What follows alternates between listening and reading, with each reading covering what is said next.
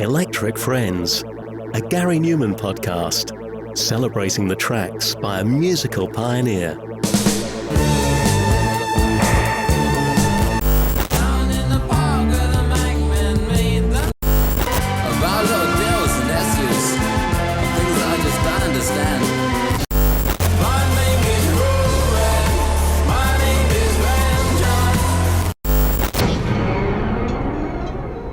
Hello, I'm Tom, and thanks for joining me for a new episode of Electric Friends, a Gary Numan podcast. And this time, we've got another special interview, and it's with a bona fide legend in the history of Gary Numan's music.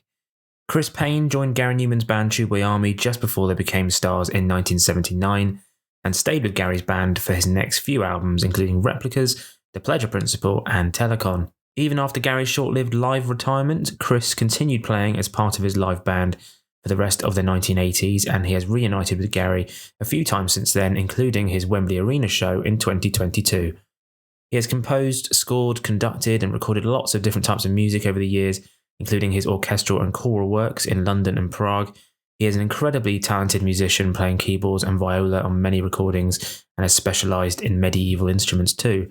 Chris very kindly spoke to me at length about his time with Gary, the Dramatis project, and much more, including several of your questions. So enjoy this interview, and I'll speak to you at the end.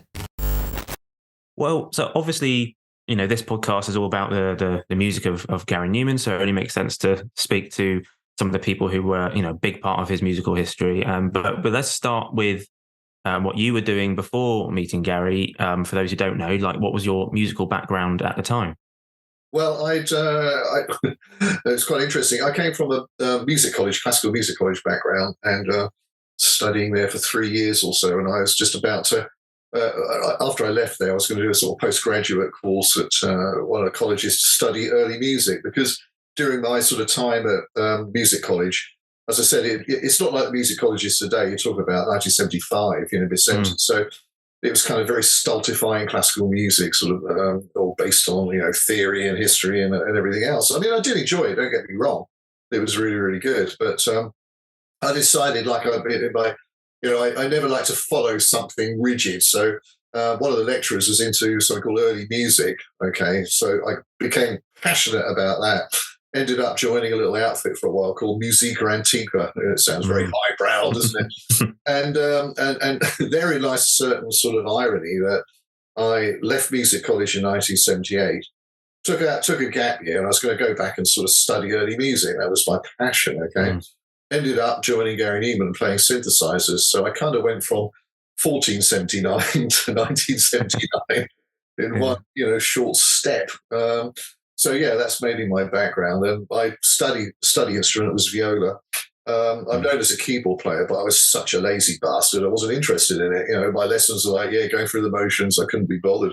I always use the piano as like a tool for composing rather than anything else. So viola was the main one, and of course, then there's this raft of medieval instruments behind that. They encouraged me to do violin, which I obviously did, but I wasn't. I mean, my passion was a viola. It was because there again, I like doing things which are different. Viola, no one wants to play it. No one wants to be the viola player. They want the violin or the cello, or flute or whatever. So a kind of predominant instrument, whereas the viola has always been the kind of forgotten soul of the orchestra, but suited me fine, because it's a beautiful, beautiful. Someone once told me it's the noblest instrument in the orchestra, and I get that. Of course, we're also the, I don't know if you know this as well, but the viola players have the piss taken out of them relentlessly by fellow orchestral players. And there you go. So from one century to another century, or to the modern times, back then it's 1979, it's like, wow, okay, I've got to really catch up here. Synthesizers, what the hell is that? And when I went for my audition with Gary Numan at Earl's Court in London, this would have been, I'm not sure actually, it's either late 78 or early 79, I'm not quite sure, but let's call it late 78.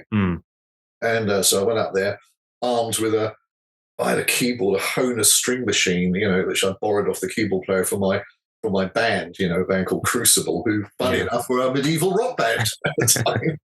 And so I went up to Earl's Court, met with Gary and Paul and Jess Lydiard, who was the original drummer, Gary's uncle. And I think it was in the basement of Beggar's Banquet, if I remember correctly, so I'm sure it was actually. Martin Mills, head of Beggars, was there as well. And so I was just confronted by these like keyboards, and Gary turned around and said, "Do you know about synths?" I went, "Oh yeah." Sure. Yeah, I've heard of Rick Wakeman and Keith Anderson. Yeah, you know. So confronted with this thing, I thought, okay, I can see this. Let's equate this to a pipe organ. I can see there. That's 1632, 8. These are obviously, to be able to establish where your sound's going to be, whether it's high or low. There's a filter there and what's it. So I try to keep it simple and just jammed along and whacked away and just like did my as flash as I could at the time, and then I picked up the viola. I put my viola on an electric viola. I played that. And Gary was blown away by that because, of course, he was a fan of Ultravox and Billy Curran, being a fellow viola player, violinist, and yes, he put a big star by me. And Barty Mills said, "That's great. You'll be hearing from me." And that was it. The audition passed, and I turned up. At the time, I was working for the local council, so I sort of hair down here, a terrible moustache, a donkey jacket, and sort of like work boots, really looked the part. I just turned up and it's like Gary with like blonde dyed hair and maybe a bit of makeup on and an earring, and Paul, looking quite cool and the rest of it. Yeah. And Jess, to me, he wasn't old at the time, but to me he looked old because he was Gary's uncle. So dude in his early 30s when I'm 22 or whatever. Looked like an old man. God bless him. But how quickly did it take them for you to like adapt fully to playing these synths? Because I'm assuming these are quite big machines as well. It wasn't like the slimmed down version. Well, that's right. It was a steep learning curve. And actually, when we started rehearsing, Gary realised that I didn't have a great synth knowledge, but he didn't care. And said, "Right, there's a mini Moog. Go in and just learn it." And at the time, Beggars Banquet had a record shop in Ealing High Street. And Sid, the drummer, and was sharing like an apartment above it. And above that, there was another very, very prominent member of Beggars Banquet called Steve Webber. I don't know if you know or heard of, but he was very active and prominent for Beggars. I do believe he still is. And I was just sort of in that apartment with Sid and driving everyone mad, plugging in the mini Moog and just spending hours and hours working it out. And actually, it didn't take long to work it out. And the thing about Gary was that he did like, his style, his music became synonymous with that big, massive sound, the really deep, 1632 or the oscillators or whatever, and then using the filters, using resonance and cut off and stuff, to shape the sound and make it either buzzy or very rounded. So it's very much low end, a lot of it, and which is unusual for the time because from what I remember, and I might be wrong in saying this, there may have been other people doing it, but most Moog stuff were these like incredibly horrible solos, jazzy solos. Oh yeah, I really hated that. And he took it he was using it in another sort of dimension to complement the sort of dystopian sound that he wanted. So yeah, steep learning curve, but I kind of got there. Gradually, when you understand the fundamentals of analog synth, it's kind of easier to adapt to others. And when we were using polymoogs, I mean, it was you just push Fox Humana and there you go. You got the sound. You didn't really have to do a lot with it. Gary, and so I don't think you can really filter much in the way of polymoogs. So Gary used a lot of effect pedals like at the time MXR, phasers, flanges, and stuff like that to create sounds and messing around with all sorts of effects rather than anything else. And I had an interesting one. In fact, Billy had the same actually. It was I can't remember the same name exactly, but it's a Roland echo chamber with a tape machine. I had the orange one, he had the green one, so I had the more modern one. So it's like. And obviously, we'd had like obviously bands like Kraftwerk and Ultravox before, but did it feel like you were like this pioneering group of musicians at the time? Did it feel like you were part of something special that was growing?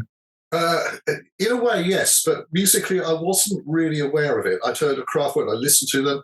I had an album which I bought called the Faust tapes, back in the day, and I was trying to get into sort of like what they horribly called krautrock, the German sort of electronic thing. Tangerine Dream was another one, and so I was kind of aware of it, but I wasn't aware of Ultravox. I'd heard of them, but I didn't know anything about them. So when I listened to Systems of Romance, that kind of opened up a whole, sort of area of music which I didn't really know. So yeah, I mean, that's another thing Gary did. Gary gave me loads of records, Eno, Ultravox, Sparks, even anything with a synth in it, so I could get my head around it. Yeah, but before that, obviously, dare I say it, being a bit of a Vandergraaf generator, Jethro Tull to Yes and Genesis prog rock fan. I'd only listen to keyboards, sort of the wildness of Keith Emerson and the talent of Rick Wakeman was quite outstanding. But Numan was taking it somewhere different. And this is going to sound very snobbish, and I don't mean to say it like this, I mean it like this, but I couldn't get my head around the simplicity of what he was doing in terms of creating the songs when he worked on the songs, and yet looking back on it, there's complicated stuff there. If you look at Down at the Park, the keys in and the way because he calls himself, he's always said to me, I'm a non-musician, but he's not. I think he's a very talented musician and very creative. And you look at that and you go, yeah, that's quite remarkable. And his use of unbelievable amount of use of what they call the diminished fifth, or the diabolis in musica, as he used to call it. The interval, which is very, very hard to sing, and yet he put it on, used it, and he sang it as well, which is quite amazing. It's in Cars, it's in Our Friends Electric, it's in We Are Glass, in various, I've probably named quite a few. And that impressed me because it's so unusual. It's an interval to be avoided, and he used it. And that, to me, helped create this dystopian sound. Now, I'll be honest as well, I've said this before, when I got into this, I sort of found synthesizers cold, unemotional machines, so and that comes from my sort of bit of a snobbish background in classical music. We had about a Vivaldian amount of notes being played and complex harmony and stuff like that. Well, as complex as I understood at the time anyway. Then I suddenly thought to myself, well, this is ridiculous. I'm not here to judge this. This is actually quite groundbreaking. That's when I found it groundbreaking, because yes, they're cold, the sounds and stuff like that, but that's the sound he wanted to create at the time. I mean, this amazing, huge, gothic, powerful. That's how I felt it, because when we were on stage and playing, not in rehearsal studios, we went to actually put the set together and play for the first time. About a huge, great PA system. It was thundering, absolutely thundering. And just when we thought it was thundering enough, Gary was like, "No, it's got to be bigger than that." It's like, wow. So no, it was interesting how I quickly adapted to it, looking back on it. But I was a bit judgmental in terms of, where's this going? And I knew where it was going very quickly. When we got on the old grey whistle test and the top of the pops, and then 4 weeks later at number one. It was it was a tornado. I don't know how he dealt with it. I mean, it was just such a bizarre time to literally go from totally unknown, and in space of 4 or 5 weeks, he was the new guy on the block. All of a sudden everyone was talking about it, and why? Because he was doing something different. Absolutely. I mean, what were your first impressions of him? Because obviously, when you first met him, he wasn't famous yet, but he obviously had a vision, but he was still very young. Like, what was your first impressions of him? Well, the first impression of him was that there's somebody who's incredibly focused, absolutely focused, who could shut down to stuff. I remember when he, in the early days, mostly, to be honest with you, to be fair, he would find the sounds for me. I'm not finding the sounds. I would just look at what he was doing.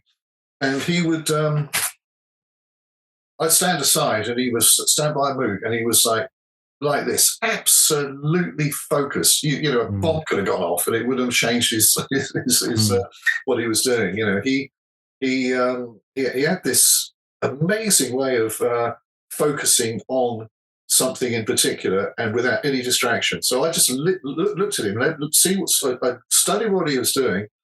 Saw how patient and so focused he was, and I thought, wow, that's rare to have somebody to do that. Usually, it's like, oh, I want a bit like this, but you do that. Do you know what I mean?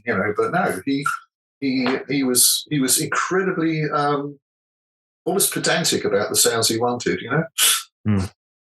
And then you mentioned it before. You're on Old Grey Whistle Test and all that kind of thing. Like, what was the memories of being on national television and being seen by a massive audience? Well, it was. We rehearsed for the Old Grey Whistle test because obviously it's a live performance and it's live enough. I think it was recorded an hour before it went out, so it's as good as live. In other words, if you made a mistake, it's too bad. Yeah. We were well rehearsed. Billy had joined us by then, and then there was Gary, Paul, Russell had joined us. Another guitarist called Trevor Grant, who's a friend of mine, and Cedric, of course. And we rehearsed for about a week or so at Shepperton, as far as I can recall, maybe a bit less than that. And then we went to the studios to do the Old Grey Whistle test, and that day sort of shot by, so you didn't really have much time to think about it or get worried or nervous. We just got on with it. But curiously, I guess that's what they did back in the day. We had a stage, obviously a stage facing the host, who was Annie Nightingale. Perpendicular to that, you had another stage where they had the Scorpions, the German heavy rock band. Wow. Yeah. And back during those days, they had sort of very big cameras on, what they call crane cameras, and at the end of the Scorpion set, or two or three numbers they were doing, the crane camera moved back and hit the PA system on the left side and knocked it down just before we were going to go on. And I remember seeing Annie Nightingale behind her desk, and she sort of gave this nervous laugh, and the rest of it, and had to get on with it. And we're all frantically putting the PA back together, like, oh my God, sort of, oh Jesus, what's going to happen here? When are we going to get this ready in time? And then total panic ensued. Then we got it together, and all of a sudden we're on stage, and bang, green light, ready to go. And you got to be all serious. I don't realise that there was this mass panic, right? And then all of a sudden we're on there looking like robots. Yeah. Which is quite ironic. And we got through it. To me, it just went in an instant. I think we had two numbers. I can't remember in which order. It's Our Friends Electric and Down. No, Our Friends Electric and Down in the Park. Correct me if I'm wrong. But because Saturday Night Live in America, that was Praying to the Aliens and Cars. So Cars, it would have been Down in the Park, Our Friends Electric, and it just went bush like that. Yeah. Flash. All of a sudden, it was done. We went back, it was an exhilarating experience, of course, you can't imagine it, and all of a sudden we were whisked off to some studio to do the backing track for Top of the Pops, as we used to do those days. So this would be on the Tuesday night. And on the Wednesday, we turned up at the BBC at Shepherd's Bush then and recorded Top of the Pops for the Thursday broadcast. Yeah, it was a crazy 48 hours.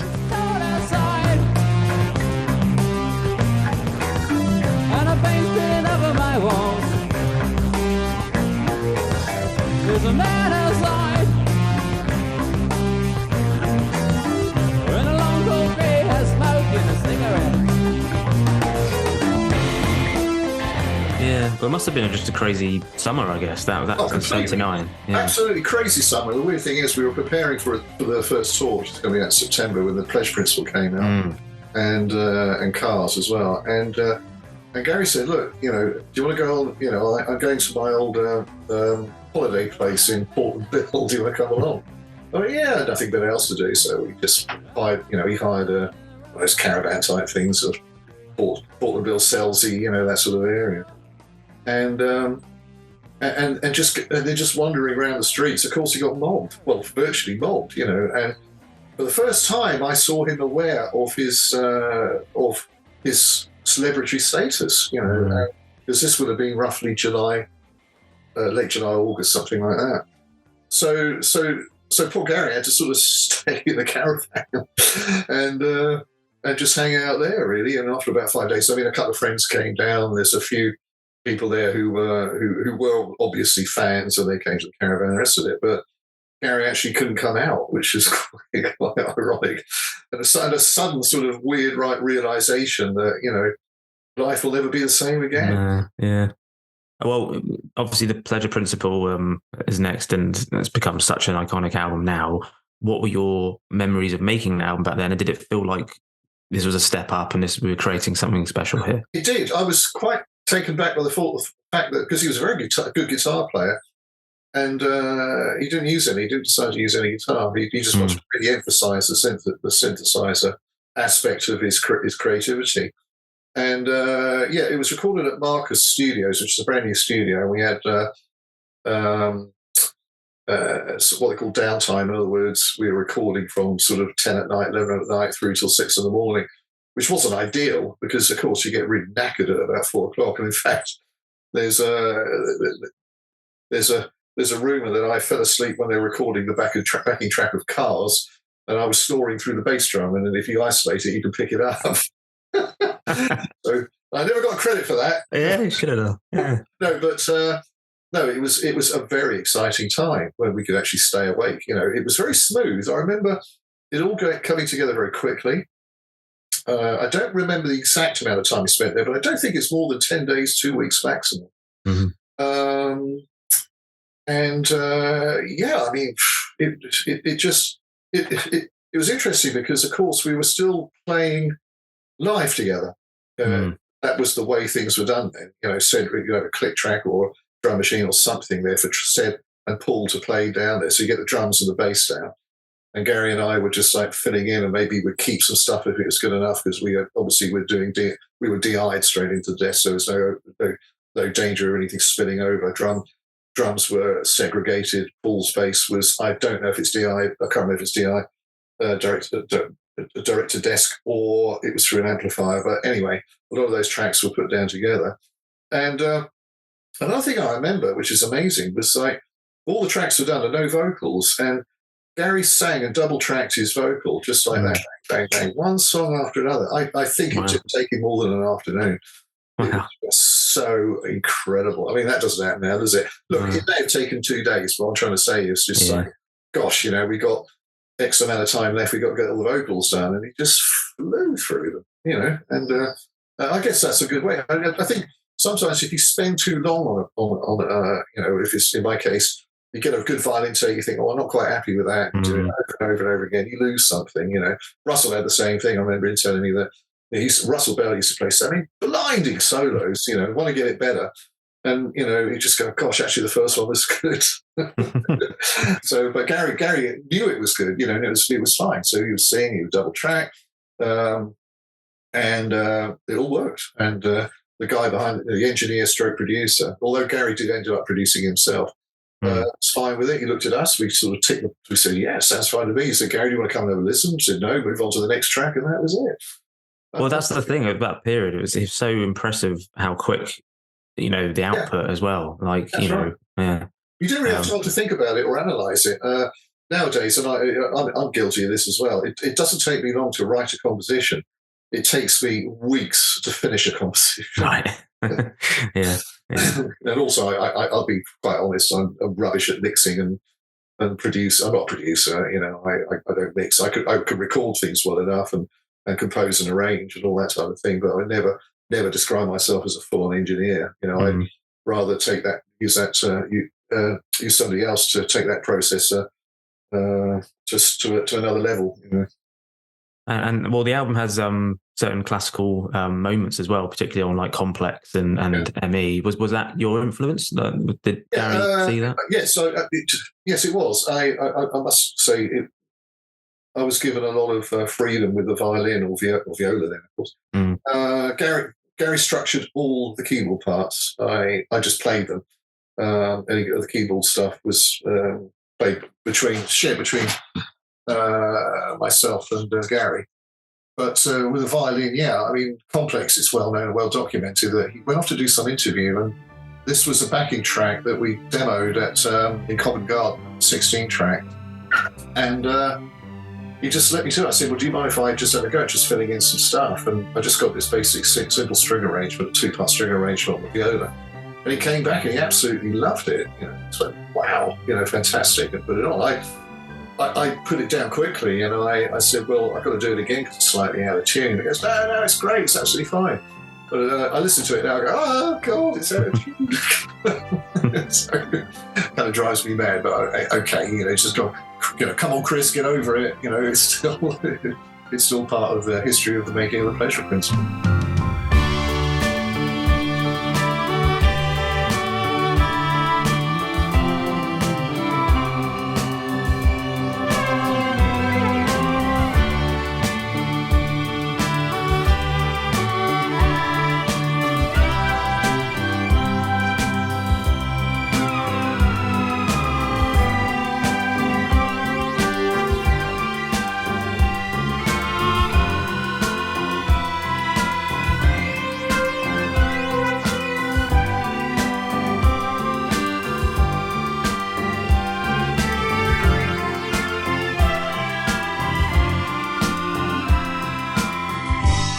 Well, Complex is one of my personal favourites. I think it's a beautiful song, and Really? Oh. Yeah, I mean, it's just why? so. Can I ask you why?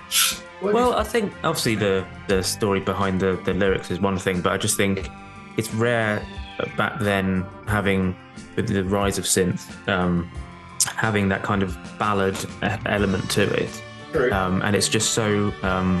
Just I think having that element of classical music as part of it, it just gave it a whole other dimension. And I just think, well, the whole album is timeless, but I think Complex in particular is a very timeless track, and I think it just sounds so fresh even today. Yeah, that's interesting. Yeah, that's well, I guess thank God I put some viola on it. It might not. Yeah. Well, that's the thing that elevates it, I think. I mean, it would have been beautiful anyway, I'm sure, but it did add another element to it. And obviously then came Telekon, and again, incredible that these two incredible albums were made so quickly after each other. For both of those albums, was it very much like a Gary Numan album with his vision, or you said yourself you had a bit of freedom here and there, but did it feel like a bit of a band like camaraderie as well? Well, it did. The camaraderie was there. It was different. Telekon was a totally different beast to the Pleasure Principle. Bear in mind, the Pleasure Principle was only 4 of us. Yeah. Yes, Billy came in and did a bit of violin, and someone came in and I think was it Gary Robson, a good friend of his, did a bit of backing vocals, but that was it. Whereas Telekon, it had a host of players on it, including Simple Minds doing hand claps. Yeah. That was less. I would say Telekon was less. It wasn't an environment where, like in Marcos, because this was recorded in Rock City in Shepperton, which he owned, and I don't remember having so much of a band vibe, playing on it. Gary was determined to to structure it even more in his vision. I mean, he had the vision of the Pleasure Principle, don't get me wrong, but it's a lot easier with 4 people. But by that time, there was Dennis Haynes, there was Russ, there was Sed, there was Paul, myself. Maybe there were other people as well that came on board. I can't remember. But he did a lot of the synths, and then Dennis. I'll hold my hand up now and say he was an amazing keyboard player. He was far better than me. As a pianist and stuff, there's a lot of piano in there, so he took that role on, and I was doing a lot of viola and some synthesizers and stuff. So I was it was less of a task for me compared to the Pleasure Principle, and which I didn't mind. But I noticed that Gary, it's almost like he had a point to prove, because he was being so vilified in the British press that some pretty negative, nasty comments. Look, you can judge people or whatever, but judge it intellectually. Don't just sort of judge it on emotion and just supposition and just interpreting this guy as this kind of freak or whatever, and so he felt. I'd imagine he felt. It seemed to us that he felt he had a point to prove. And what he did, Telekon, is an amazing album. Really, really good album. People argue it's not as commercial as The Pleasure Principle and some of the songs on Replicas, but I mean, that doesn't matter. You move forward. I mean, bearing in mind, he wrote everything. And I've written albums before, and it is so exhausting on an emotional level or any level. It's tough. Yes, things are done quicker back in those days, but it's still a massive responsibility. He has to sort of produce. He has to come up with ideas. And so he was very prolific. But those were the kind of 3 albums, Replicas. I divide his albums into Replicas, Pleasure Principle, and Telekon as that sort of very early synth-based original stuff. After that, what's the album after that? Was it Dance? Yeah, Dance. Yeah. Yeah, I must admit that I wasn't that keen. I mean, there's some great tracks on it, but I thought it was. I didn't find it as good as the first 3. Well, in terms of Telekon, are there any particular tracks that you personally have a personal an affinity with that you remember making and being part of? I'm an agent. I used to love that, and especially live. Rewind me. No, sorry. Remind me to smile. Yeah. It's always a favourite live. Yeah. They were great to do live. They were powerful, really, really good. And actually, was I Die, You Die, We Are Glass? Were they on the album as well, or were they just singles? They were singles, and then they re-released the album and put them on. But at the time they weren't singles, but it was those two tracks were synonymous with that Telekon period. Yeah, great tracks, great. We Are Glass is so good, and what a great piece of music to finish the live set with. It was because that moment at the end, we all had a bit of a rock and roll period at a moment. The Russ and the bass player, at the time, it was like, I think it's Andy McCaughlin that introduced this sort of rocking out, and that was great fun, and it gave Gary a chance to sort of wave to the crowd and sort of good night moment. It really leaves you left that stage on a real high. That was a great song to finish. And just a great song anyway. And another one using that strange interval. Well, as someone who I wasn't around at the time, unfortunately, and so I've watched back those shows, and I wish I was around to see just how massive they were. They just looked like an incredible experience. But what was it like being on stage for you? Yeah, they were. Actually, it's interesting. It's when I remember saying to Gary about this. When we did our first tour, or second tour of America, we were playing big stadiums, Montreal Stadium, Los Angeles Forum. And I said, this works in an environment like this. It's a big stage. The Americans are going absolutely mad. We spoke to people after and said, wow, we haven't seen anything like this, because there hadn't really been anything as visual as this since The Wall, Pink Floyd's The Wall. Because you've got to bear in mind that post sort of prog rock and everything, around about 76, 77, punk exploded on the scene.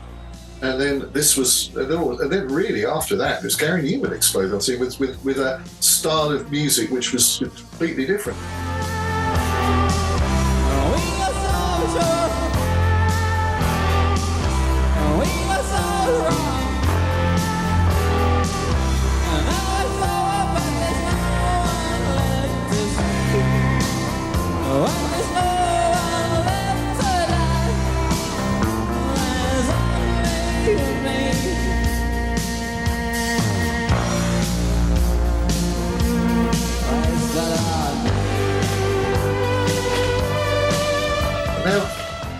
Mind as well, Gary Numan made synthesizers accessible and popular through song.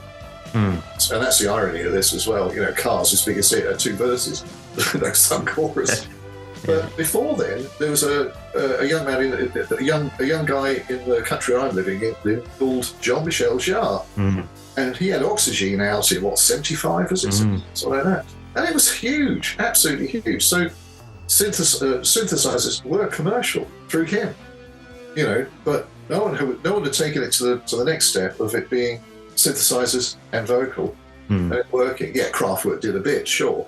It's all a bit robotic, but Numan had a voice, and an original voice, and wrote great songs, really great songs. So, our friend's Electric is an amazing piece of music. It was two compositions joined into one. But God, what a phenomenal piece of music! Great fun to play, and strange arrangement. All of a sudden, he goes back into the sort of C, blah blah blah, just for one round of that, and then back into the sort of build up on the F major chord before going to the chorus. And it's like, who does that? Who arranges like that? Totally, really angular, non-symmetric arrangements, and it works beautifully. Down the Park to me, that's my favourite piece of music ever. Yeah. Love playing it live. Such a clever piece. I always thought it had a bit of a sort of almost folkness to it, Down the Park. I don't know about folk. Well, it did have a very sort of modal feel about it. Yeah. You don't want to put in, you don't want to make it. You had the choice for those chords of C, D, B flat, F, C, D, A. You could have made them into minor or major or whatever, but don't. You just, we just kept them open, even live. And I would say to other keyboard players, don't fill in, don't put the third in, don't make it a triad, just make it, tonic, dominant, tonic. So you've left out that third. Sorry, I'm getting a bit technical here, but so without the sort of, without it being an obvious major or minor, it then becomes empty and sort of like almost modelling feel. And that's what made it such a great piece of music. Absolutely. And so when were you kind of first made aware that Gary was thinking of retiring at the time from live performances when he made that announcement? Because I know he'd, as you said, he had been having a tough time with the press and the attention? I'm not sure exactly. I knew prior to the 3 shows that we did at Wembley Arena, he'd announced it. He said, right, that's off. So we were thinking, oh, God. And I thought, we haven't peaked yet. There's more to come. What a shame. And plus the fact that we've been out of work. So, we had to start. We gathered around and sort of said, well, we need to carry on. Should we stick together as a band? And that's how Dramatis was formed. Yeah. At the time, I don't remember exactly when he said it. Would it have been around about the early part of the new year, 1981? I see. Yeah, I think that was around that time. Around January, because it was in April, wasn't it? So he probably announced it then. And I was kind of disappointed. I didn't say this to him. I was just sort of, I got it, because I thought, well, look, if he carries on like this, and he's still being vilified by the press, he had a lot of pressure on him. He just wants a life. He had a passion for flying and all that sort of thing. He just wants to take a step back from it and just maybe live a bit more of a normal life. He is a lovely person. He's a complex person. He's very, very, actually very shy. He comes across as very, very confident back in the day, and he was very confident, very self-opinionated, but not in an arrogant way. It was just like he had his opinions, and he would argue for those opinions and the rest of it. But I know, interesting, and I know I'm sort of like I'm going off piece a bit here, some information. But I remember as a band, we never really talked politics. He was accused of being a Thatcherite and a royalist and stuff like that. But he didn't live that sort of life. He was very, very was kind to people. We never discussed politics, for Christ's sake. So how can people sort of like even judge him on something that they don't know? So after those, I assume quite emotional farewell shows, that was the catalyst to form Dramatis. How did that idea come about with you guys? Was it like an instant decision, or did it take a while? Yeah, it was. No, it was an instant decision. Apart from Paul was the only one that didn't subscribe to the idea of Dramatis. It was myself, Russ, Dennis, and Sed.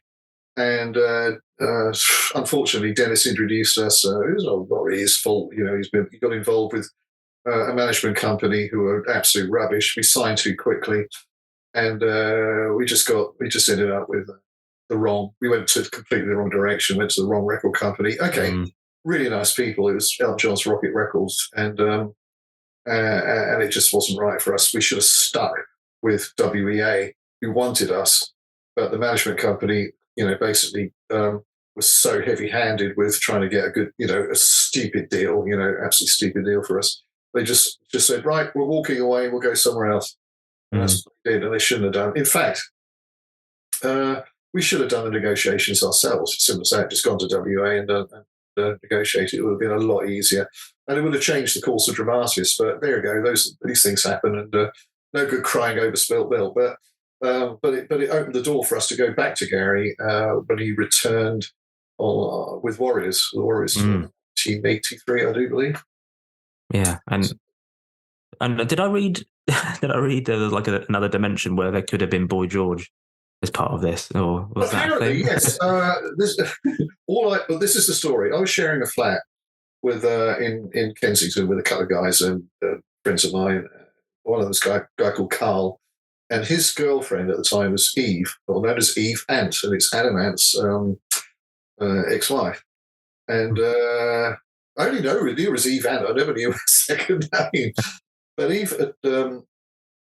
she was having a chat with me. I think Russ might have been there as well, and possibly Cedric. I can't remember exactly, but I remember her having a conversation. Certainly I was there because I remember hearing it. And she said, look, I got this hairdresser friend called George, right? Who's looking for a band to join as a vocalist. And I went, no, it's all right. We got Russell and Dennis who are doing the vocals. So that was the end of that. And turns out to be Boy George. But I don't think it would have worked out. Can you imagine Boy George singing Dramatis songs? I'd love to have heard that.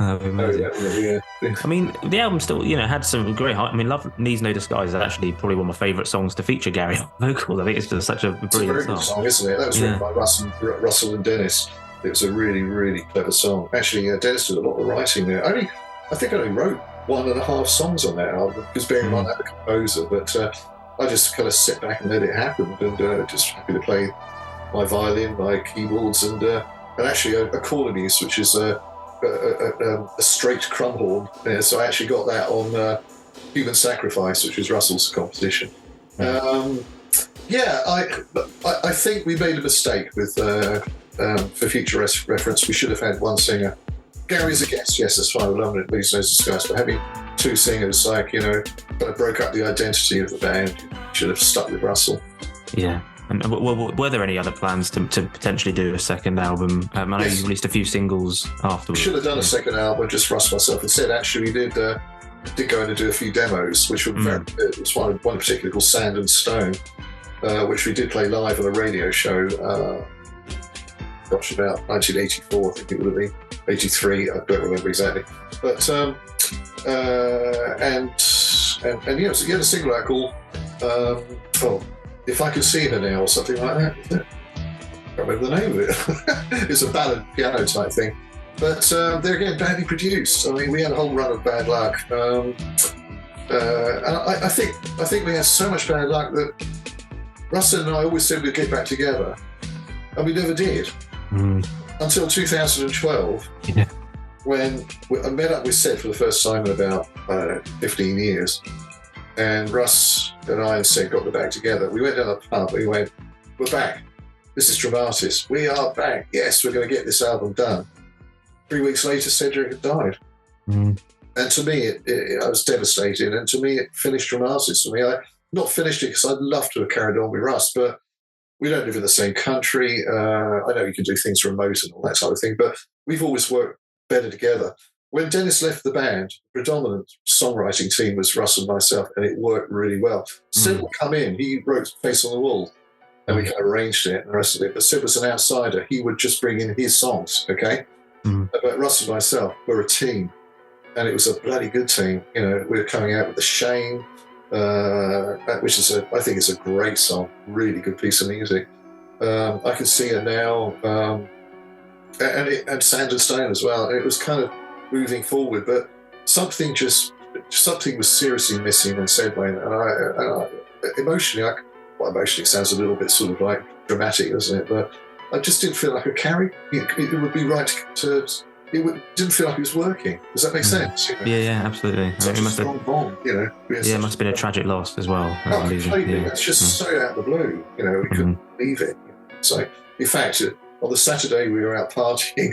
On the Monday, I had an email from Monday evening. I had an email from Russ saying that says that's a massive heart attack. So I had to read it about 4 or 5 times. I couldn't believe it. And I phoned Julie's wife, Sid's wife. So could not believe it. But there you go. We'll come back to Dramatis in a bit, but you mentioned it as well. It must have been good to know that Gary was not only making new music still with Warriors and what have you, but he was going back on tour as well, and then you remained with him for a big chunk of the 80s. That's true. Yeah, Warriors was that shows how my brain is deteriorating. Was Warriors the album after Dance? Yes, I always have to remind myself. But that was I was involved in that recording that. I remember it was like that was good. That was like, wow, he's just got back to. It was I Assassin. Sorry, in between that as well. Oh, was it I Assassin as well? Then Warriors. Yeah. I'm not familiar with that album, to be honest with you, but Warriors to me was like sort of kind of going back a little bit to the sort of Telekon sound. Does that make sense? Yeah. It kind of, I felt it was a progression, but at the same time, there was, it was some interesting pieces going. Yeah. Well, Gary would say himself that he would lose his way musically by the end of the decade in the 80s, even though I still think all of his albums have, great moments on them. Did it feel like that at the time, or was it just a tricky time in that era of the 80s and, trying to stay with the times and all that kind of thing? Did you feel like that then? Well, we had feel that his popularity had obviously waned considerably. But there again, he was still, each tour we did, from Warriors right to the last tour I did with him, which was in 1989, I think it's called The Skin Mechanic or something. It still had big sets. It was still sold out, pretty much sold out. Maybe towns like, I don't know, Dundee or commentary or Stoke on a rainy Monday night. It's a bit down, but generally speaking, it's all heaving. Hammersmith Odeon, lots of shows there, and they're all sold out still. So no, he's still there's still traction there. You know, he may have felt like it was diving down. Certainly America had gone from stadiums back to smaller theatres, and Europe he was never really big because he wasn't covered by WEA out there. Vegas had done lots of licensing deals to different territories. Japan, maybe he was still down there. I'm not sure. Australia, New Zealand, certainly. But of course, doing tours, especially when you're taking a set round, and Gary still very much was into the visuals of the set. So the set was sacrosanct. So you had to have that set, and taking that abroad was just not economically viable. It was like hard enough taking it abroad, taking it around the UK, and to try and make money. So I think he was still losing money on the tours. But that, whereas nowadays, of course, you make money on tours. But that was him. It was the creativity, the artistry, the visual came before that, and which is really admirable. But because each tour was really good, I think out of all of them, for me, visually, the weakest was one we all wore white suits. Was that Berserker? It was one. And but it's still good. It's still very good. But the Fury tour, that was amazing. You know, the two girl singers, Karen and Kit, and then myself and John, Cedric on the side, and then two guys there. It almost looked minimalist, but there was people on stage on this massive, great sort of like flat, like looking one-dimensional set. But of course, it did have those things, moving up, coming out, walking out of dry ice, and the amount of times I did that, you couldn't see a bloody thing. You had to go out and walk up the. No, hang on a minute. Is that the one that did that? I got it wrong. No, I'm mixing that. Sorry, I'm mixing that with another set. But there was one where it opened up and opened up like this. Dry ice came out. I had to walk up some steps at the front. No, that was the tour in 1987. Sorry, I'm getting all muddled here. And the amount of times, as you walked out, you can't see anything, right? But there, and I was the first keyboard player out, John followed me. I think I was the first one out, actually, because the two guitarists came out later, Andy and Russ. And I forever mistimed it and hit my head on a light, so you couldn't see it. I just walked straight into a fucking light, So concussed, staggering up the stairs. Like Spinal Tap or something. In the end, I was walking out like that, just holding my hand in front of my head. No, the Fury was, that was a great one, sorry. We used to come up in a lift. Okay, now, that lift was fun because we go up on the lift, we go off, and we sort of play the set. And as we came down, it's after about the second or third show in, right? We were moaning that there wasn't a drink for us backstage before going back for encores. So we go down the lift, crowd cheering, Gary's off stage, the two guitarists off stage, and down it come. And there was one of our road crew, a guy called Shanks, okay? He was one of the lighting guys. And he was there dressed up as a waiter, and he hidden behind the set were all these optics which he put in there, and a beer can, a beer barrel, and everything else. And they said it had there Shanks's bar, so you can imagine the lift's coming down, and behind that, obviously the audience can't see because it's behind the set. He rigged up a bar. So we were like, hey, great, gin and tonic, please, Bacardi and Coke, So after that, we were back for the encores, and we were buzzing. I'm not surprised. Yeah, that was fun. So there's a lot of that going on, a lot of shenanigans, a lot of good backstage. There's a lot of seriousness in terms of getting a show on.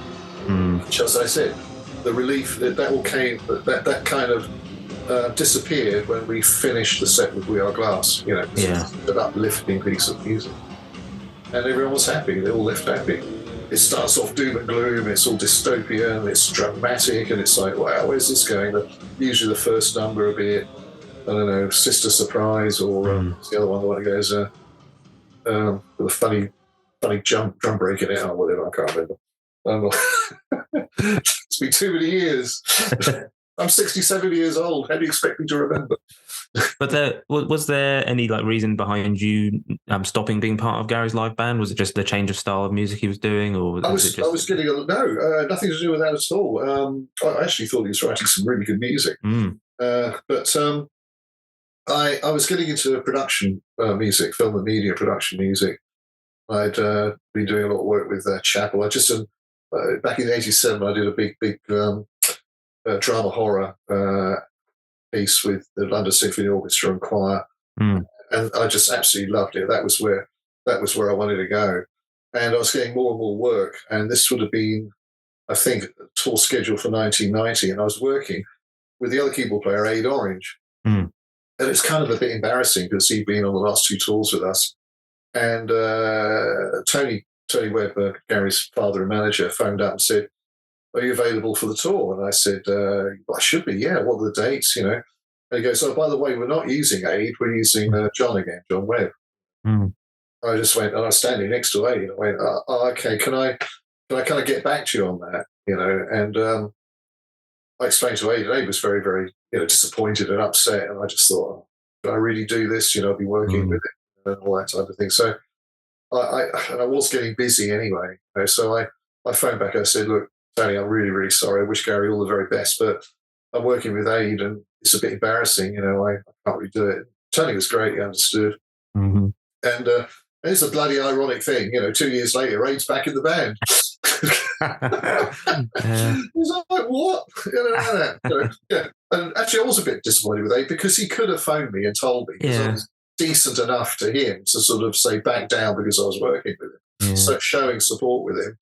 But no, that pissed me off. I'll be honest about it. And Aid knows that as well. I said, "You could have just said, look, Chris, I'm sorry, you did support me, but I'm back in the band now." I wouldn't have battered because I was living in France, moved over there, and I was just starting a family, and I didn't have time for touring. I was just full on into composition. So am I right in saying that was it 2009 the first time you reunited with Gary on stage? Was it that Pleasure Principle anniversary shows? Is that the first 2009, time? Yeah, that's right. So how was that? What was that whole experience like? Well, actually, I can't say I loved it. I enjoyed it. But at the same time, it was frustrating because I was only coming on at the Brighton Dome and the O2 for 2 numbers. And I just, when the band were going out, of course, you've got to imagine that. But in my day, we went out as a band and played together as a band. I saw the new band going out, okay? I was like, I've got to wait for another hour. Just back in, and it's lonely. You're backstage there and you're waiting for your moment. When you get out there, it was a really, really good, it was well received. It was, the audience were fantastic, and it was just wonderful being out playing with Gary again. So we're going to dedicate this next song to Paul, but to help us do that, I'd also like to bring in a special guest, Mr. Chris Payne.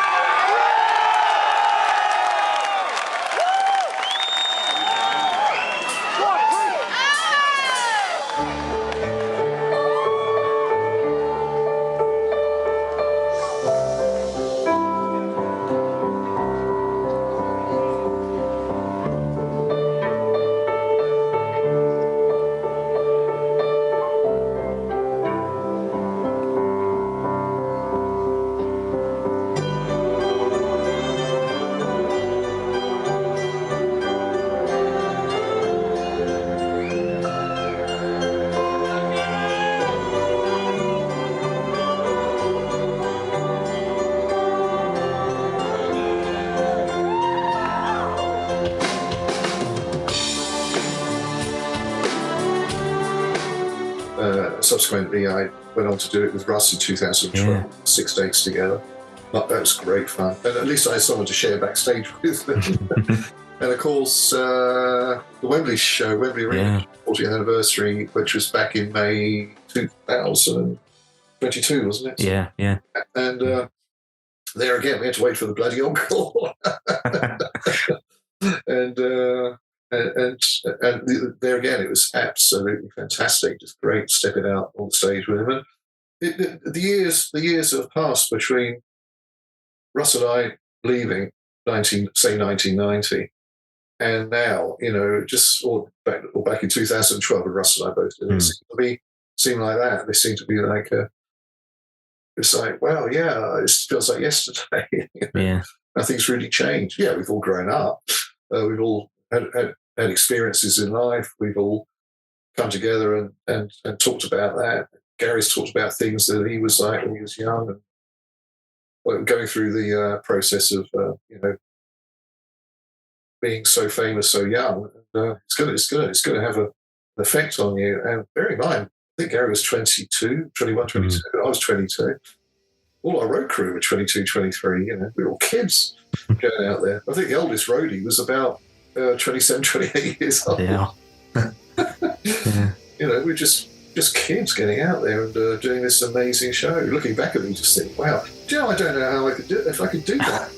Well, for a start, I don't think I could go through an hour and a half on stage without needing a pee.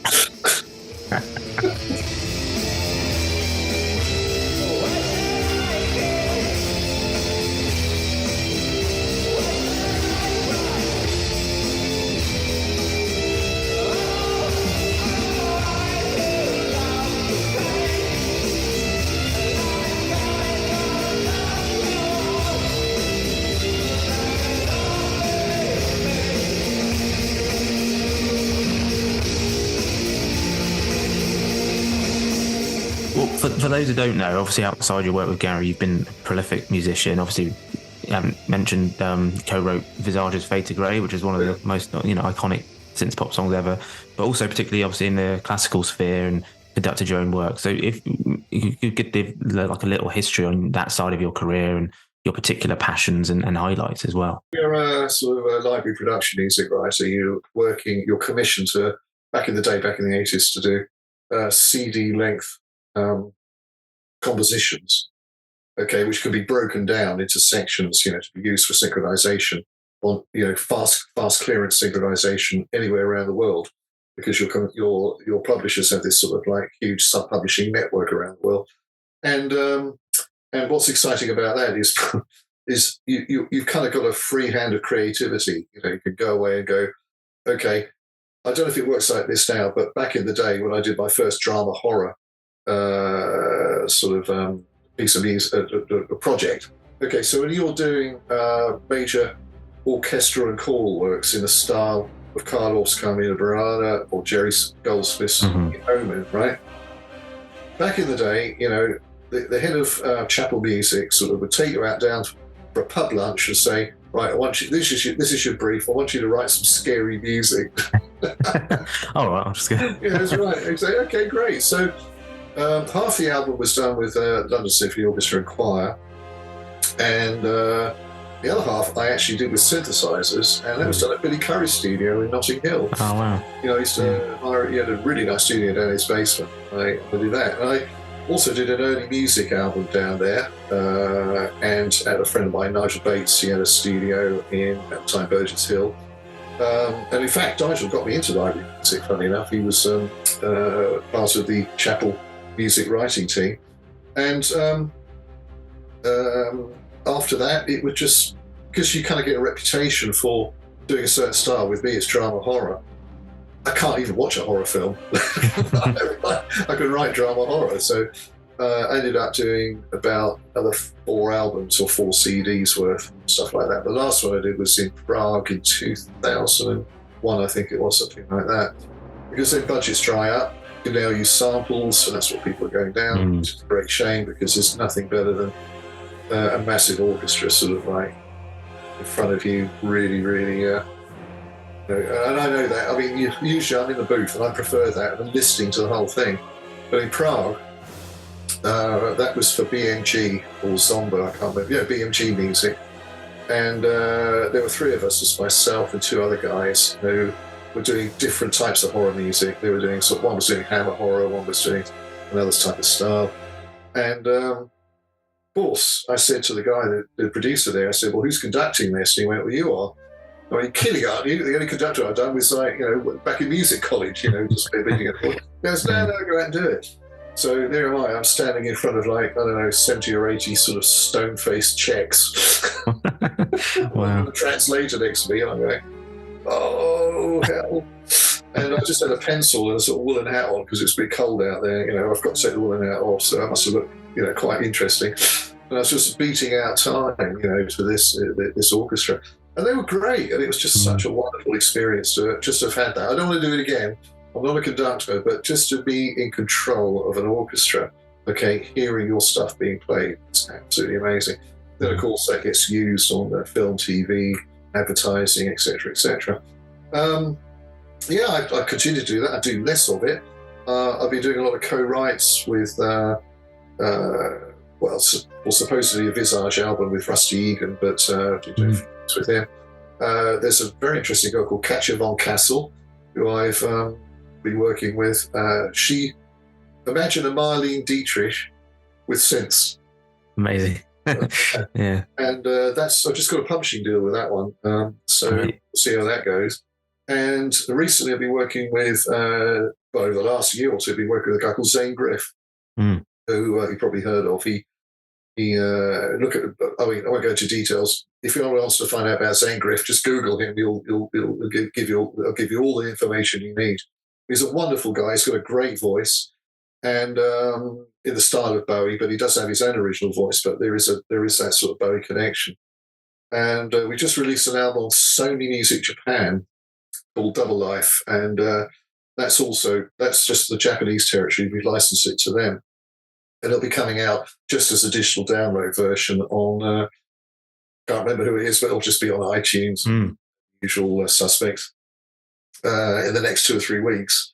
But if people want CDs, they have to go directly to Japan to buy them, and the CD is very, very good and very economical. Sorry, I sound like I'm selling myself. But very interesting project, and we've got 18 tracks on it, with these including bonus tracks. We've got a version of Cars, amazing, a version of Blue Jean, and some Yellow Magic Orchestra stuff because Zane was involved with them. And it's all been really smooth and really brilliant. A friend of mine called Hilvet Bekovici was although he comes from a dynasty of screenplay writers, his father wrote Shogun. Do you remember the series? He wrote, produced it, and Hill went down the road of sound engineer, producer, and et cetera, and writer, music composer.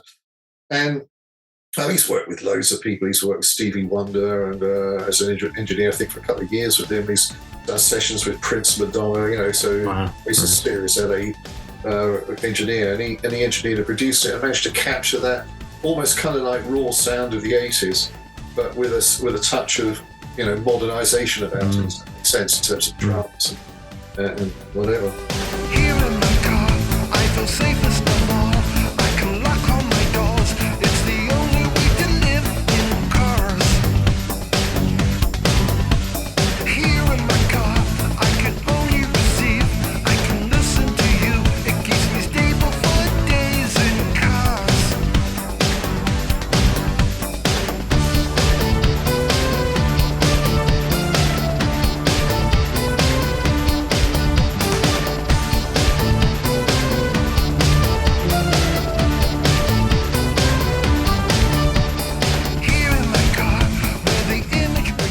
So yeah, that's taken up a lot of my time. What am I doing now? I finished a film school last year. I haven't done much film school work at the moment. I'm not exactly putting myself out there. Oh yes, something not a lot of people that know about me. I write. I've always written stories and stuff like that. So I've co-written this really interesting drama thriller mystery thing called The Walk with an Irish lady called Annie. And we are just, at the moment, we're getting it through the door. We're trying to go to Irish production companies to see if we can get it made. Yeah. As a sort of series of 8 episodes. And then we'll shut the door on it. Not one of those, you're not looking for season after season. It's like 8 episodes, bang, that's it. Yeah. And what I like about that is that having a certain amount of frustration when you're working with directors on film school, because I won't go into details, but the cabbie's like, what are you doing? You're not supposed to shift the music there. I've time-stamped it to go there, and they've shifted it, and it's like, oh, great. Yeah. So I started writing some music. I went, this would be great drama sort of thriller stuff. So I wrote down a short story, based on music. So the music influenced me to write the short story. Nice. So I've got a whole bag of music. So if Annie and I are lucky enough to get a deal, I mean, she wants to script write it or screenplay write it, and she's bloody good. Yeah. I'll be doing the music. So 2 birds with one stone. Or 4 birds with one stone. Yeah. There you go. So that's where I am at the moment. Yes, a dear friend of mine, Patrick Wilson, has got his own library company, and I really got to get my act together and do some minimalist piano stuff for him. I'm a bit late on that. And as for the future, to see what comes along. I'm very laid back about it. I'm a pensioner. So, but I'm a pensioner that hasn't retired. I've only stopped doing my Chinese medicine. Music and writing, it's full on to the day I drop. Yeah. Well, there's loads going on. That sounds all really exciting. I hope that gets made. Well, we'll end with. I had a few questions from listeners. Send them in. I said speaking to you, so we'll just go through those. So first up, we got Simon, who said, "What's the best or most obscure piece of Numan memorabilia that you might own?" Oh gosh, well, that's a strange one. Yeah. Basically, nothing. I don't know any memorabilia. It's all disappeared. Well, I think what it's not strange. It's quite common. But it's weird for me that I found an old Fury tour jacket, okay? And I said to my wife, "Oh, it's a Fury tour jacket. It's just there buried in a drawer somewhere for years and years and years." And when I tried to put it on, it was like it only came to like there, just past my shoulders. And I thought, Jesus Christ, it must be like a baguette back then. It must be so skinny, Now I can't get it across my shoulders, It's like that is sad. So I said, right, Dominic, that's my wife. I said, I'm losing weight. Yeah. Adrian Tudor asked, on YouTube, I listen to Chris's classical music. It's beautiful. What medieval instruments do you play and when now? Well, I still play them. I've got crumhorns, obviously, which is German for bent horn, the wooden instrument. It's synonymous with that buzzing sort of sound. I've got a Rausch fife, which is a straight instrument, very loud outdoor instrument. I've got lots of Baroque and Renaissance recorders. I have, what else? Well, Bombard, which is a Breton instrument. That sounds punishingly loud. It's an outdoor one. Various flutes I've got, which aren't so much medieval. I've got a bass cornemuse, which looks like this. I know your viewers or your audience won't be able to see it. Oh, amazing. Massive, great sort of like big old lump of wood. Yeah. What else do I have? Flutes, flageolet, ocarinas, which are brilliant, beautiful sounding instruments. I've got mandola and mandolin, which I know are more folk instruments. Curiously, the only violin I have, I'll show it to you. It's this little beauty, and it's I don't have I've got an electric one. Nice. It's great. Sounds really good. It's called a Ned Steinberg. Yeah, so that's it. So carry on with the questions. That's all right. Well, next up we had Dress to Kill, who asked, what was your fave synth back then, and how do modern VST synths compare? My favourite synth has always been the Mini Moog, without a shadow of a doubt. Now, that's a very interesting question because my friend, as I said, Nigel Bates, he has a collection of synths, and we compared them. We played them and compared them, okay? And we came to the conclusion that in terms of sonority, no difference at all. In terms of ease of use, yes, the analog synths are easier to sort of hit it straight away. Do you see what I mean? Filter rather than getting your mouse and dragging this thing around, and et cetera, et cetera. But that's the only sort of discernible difference. Certainly not audio-wise, no. We couldn't find anything. We really tested them. So that's it. I will say, obviously, that the plug-in synths now are a lot more stable. Back in the day, the good old analog synths, the Mini Moog was quite robust, but things like Polymoogs, and I remember the Prophet 5, oh God, they were always like being soldered up and bended and break down halfway through the show and stuff like that. So, I think synths in general are a lot more hardy and a lot more reliable. I mean, let's be honest, I wouldn't want to go out on the road with a Prophet 5, an ARP Odyssey, a Fairlight, certainly not. Certainly my roadie will kill me, or my keyboard technician will kill me because it weighs a ton, or a PPG wave term, no, I don't see. We generally, honestly, we tested it. We couldn't find any discernible difference between the two. And finally, Beef Winkler asked, if you had one, is there a particular fondest memory that you had with the band back in the day? Oh, God, yeah. There's just so many. I mean, all the time, I can only say this. Every time we got together and laughed, we belly laughed, right? Those were the great times. Simple as that. Nice. Well, so looking back at your time with Gary then, how would you compare the Gary you know now to the 21-year-old version back in 79? And what do you think of the way his music and career has morphed over time? Well, yes, obviously, like all of us, we've kind of matured. We've had the life experiences. I mean, he has a very close, supportive wife and a great family. Likewise, the same with me, and we have that in common. He's a lot more mellow, I would say. But he could be back in the day, by his own admission. If his mood was wrong, it could go like that, just like a switch. You sort of like, okay, give him some space. Let's let him get on with it, and we won't bother him because he's just going to blow. But nowadays, you can talk to him about anything, and it's not. He doesn't get upset, and the kind of the pressure's off, and he's as he's got older, he can handle that. That's what I imagine anyway. Bear in mind that we don't spend a huge amount of time with each other. It's occasional email, and we get together when he's back in the UK. I'd like to spend more time with him, but he's in LA and Scotland, and I'm in France, so a bit tricky. Sorry, what was the other part of that question? Oh, just how you think of the way his music and career has morphed in terms of the style of music. Yeah. Well, that's the interesting thing. I mean, I do remember him telling me that he says he has two careers. He has the band with me, myself and Russ and Andy and Seth, up until, say, about 1990, and then the new band, which has been with it now for a long, long time. And you've got the likes of Steve and, Richard and David and both Tims, I knew them. And they are a great, great bunch of people and a great bunch of musicians. And as a result, he's got a very tight, solid unit behind him. His music is different. It's become, people describe it as industrial. I describe it as just bloody good. And I think that,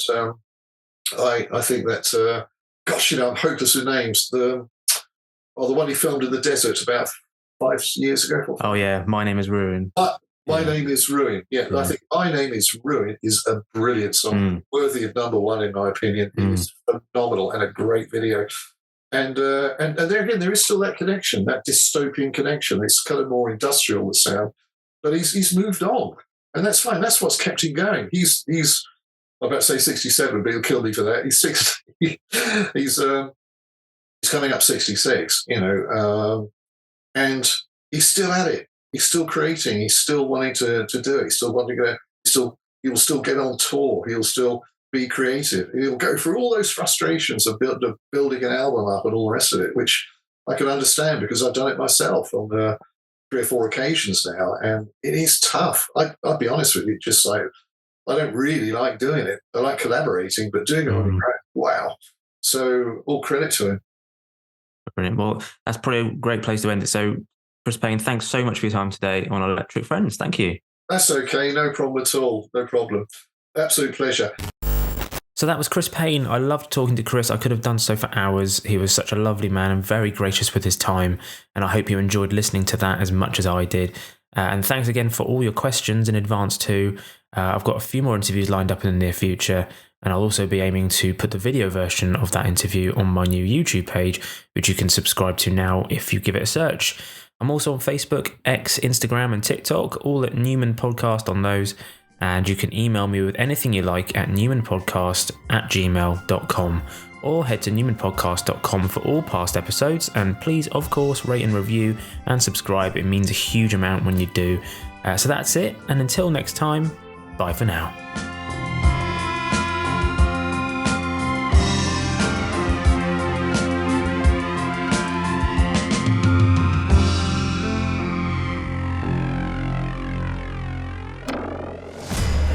Electric Friends, a Gary Numan podcast, celebrating the tracks by a musical pioneer.